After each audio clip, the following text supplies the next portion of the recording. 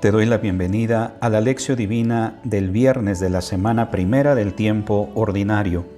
En el nombre del Padre, y del Hijo, y del Espíritu Santo. Amén. Muéstrate propicio, Señor, a los deseos y plegarias de tu pueblo. Danos luz para conocer tu voluntad y la fuerza necesaria para cumplirla.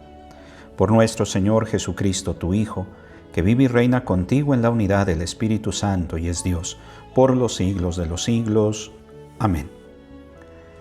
Escuchamos la lectura del Santo Evangelio según San Marcos, capítulo 2, versículos del 1 al 12. Volvió Jesús a Cafarnaúm y se corrió la voz que estaba en casa. Se reunieron tantos que no quedaba espacio ni a la puerta, y les exponía el mensaje. Llegaron unos llevando un paralítico entre cuatro, y como no lograban acercárselo por el gentío, levantaron el techo encima donde estaba Jesús, abrieron un boquete y descolgaron la camilla en que yacía el paralítico. Viendo Jesús su fe, dice al paralítico: Hijo, tus pecados te son perdonados. Había allí sentados unos letrados que discurrían en su interior: ¿Cómo puede éste hablar así?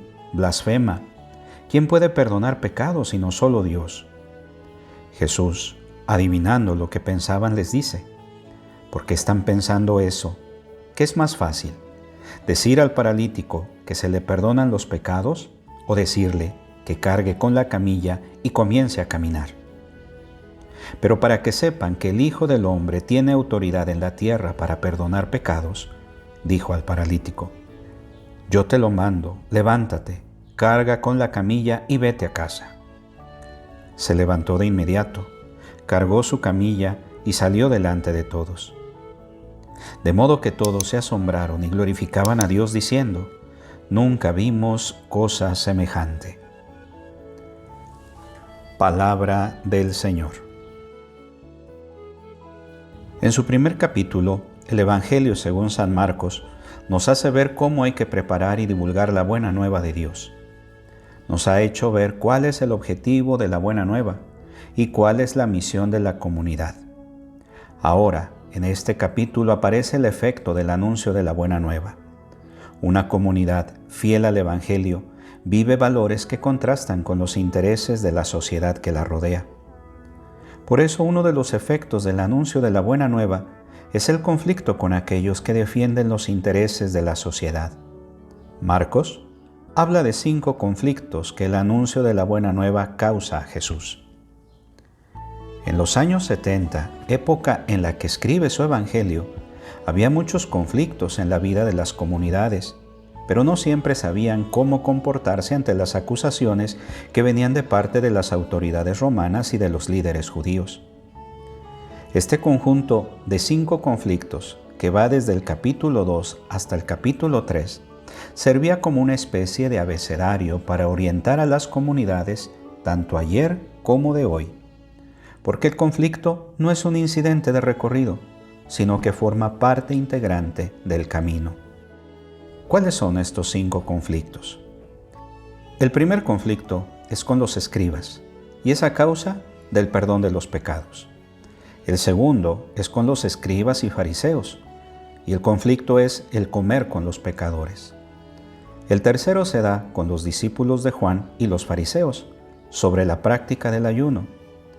Otro más con los fariseos por la observancia del sábado, y otro más con los fariseos y herodianos porque Jesús sana en día sábado. La solidaridad de los amigos hace que el paralítico obtenga el perdón de los pecados. Jesús está de vuelta en Cafarnaúm. Se reunió mucha gente ante la puerta de casa. Acoge a todos y empieza a enseñar. Enseñar, hablar de Dios, era lo que Jesús más hacía. Llega un paralítico cargado por 4 personas. Jesús es su única esperanza. Ellos no dudan en subir al tejado y abrir un boquete en el techo. Tenía que ser una casa pobre, una chabola cubierta de hojas. Bajan al hombre y lo ponen ante Jesús.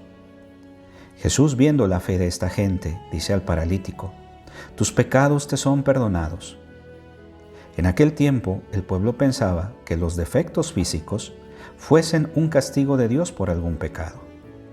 Los doctores enseñaban que esa persona impura se volvía incapaz de acercarse a Dios. Por esto, los enfermos, los pobres se sentían rechazados por Dios. Pero Jesús no pensaba así.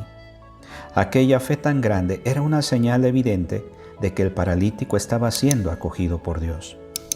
Por eso declaró: tus pecados te son perdonados. Es decir, Dios no te aleja de él. Con esta afirmación, Jesús niega que la parálisis fuese un castigo debido al pecado del hombre. Por ello, Jesús es acusado de blasfemia por los dueños del poder. La afirmación de Jesús era contraria al catecismo de la época. No combinaba con la idea que tenían de Dios. Por eso reaccionan y acusan a Jesús diciendo: este se burla de Dios. Para ellos, solo Dios podía perdonar los pecados, y solo el sacerdote podía declarar que alguien había sido perdonado y purificado.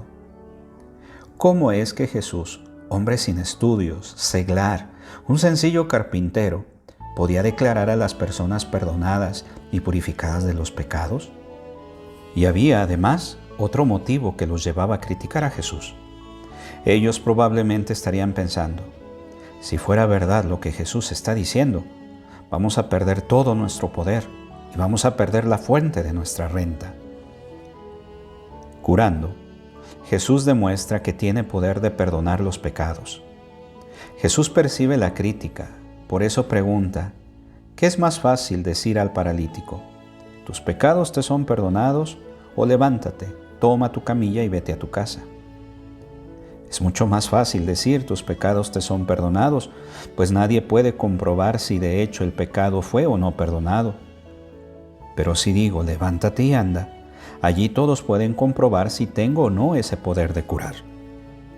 Por esto, para mostrar que tenía el poder de perdonar los pecados en nombre de Dios, Jesús dijo al paralítico: levántate, toma tu camilla y vete a tu casa. El hombre se curó. Así, mediante un milagro, demostró que la parálisis del hombre no era un castigo de Dios, y mostró que la fe de los pobres es una prueba de que Dios los acoge en su amor. El paralítico se levanta, toma la camilla, empieza a andar y todos dicen: nunca vimos cosa igual. Este milagro reveló 3 cosas muy importantes. Primera, las enfermedades de las personas no son un castigo por sus pecados. Segundo, Jesús abre un nuevo camino para llegar hasta Dios. Aquello que el sistema llamaba impureza no era impedimento para que las personas se acercaran a Dios. Y tercero, el rostro de Dios revelado a través de la actitud de Jesús no es el rostro severo de Dios revelado por la actitud de los doctores. Ahora reflexionemos. ¿Cuál es el rostro de Dios que revelo a los demás a través de mi comportamiento?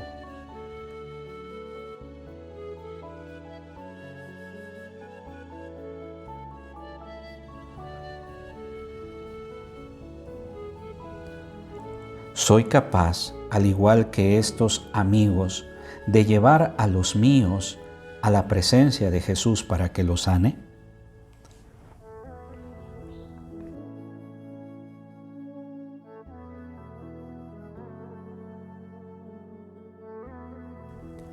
Oremos. Lo que hemos oído y aprendido, lo que nuestros padres nos contaron, no lo callaremos a sus hijos. A la otra generación lo contaremos, las glorias de Yahvé y su poder, todas las maravillas que realizó. Amén. Gloria al Padre, y al Hijo, y al Espíritu Santo, como era en el principio, ahora y siempre, por los siglos de los siglos. Amén. Que tengas un bendecido día, y te invito a que te suscribas a este canal, que nos ayudes a compartir este mensaje. Déjanos tus comentarios y ayúdanos para que esta palabra llegue a muchos corazones.